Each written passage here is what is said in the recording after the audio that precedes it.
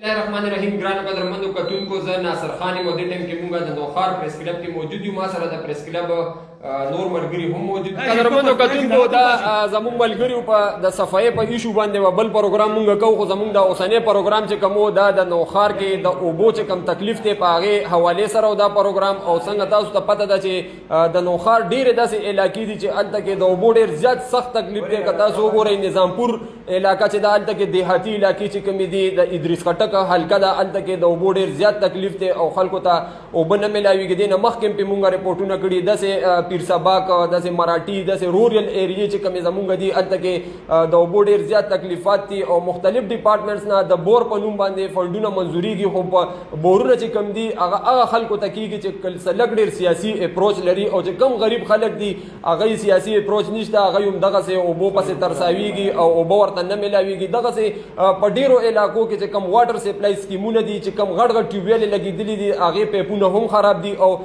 کورونو ته چې کوم د اوبو سپلای ده هغه مکمل نه کېږي او د هغې بلونه وصولي کېږي. دغسې به مونږ د نوخار چې کوم ایم پی ایګان ایم این ایګان دي دې ته به ووایو چې تاسو چې په کلو کې کوم کونسلران دي ویلج کونسل ممبران دي هغې لږ د هغې تحقیقات وکوي.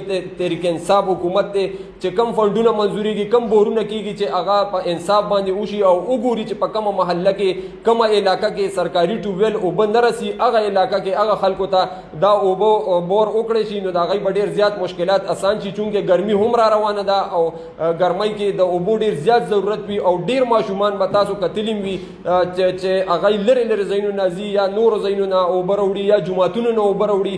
نو په نوخار کې د اوبو ډېره غټه ایشو ده. سیکرټري صاحب ووایي چې د ټیوبویلونو نه چې کومې اوبه راځي هغه هم آلوده دي او مختلف قسم بیمارو کې خلک مبتلا کېږي. د نوخار ضلعي انتظامیې ته پکار دي چې په دې باندې هم غور وکړي.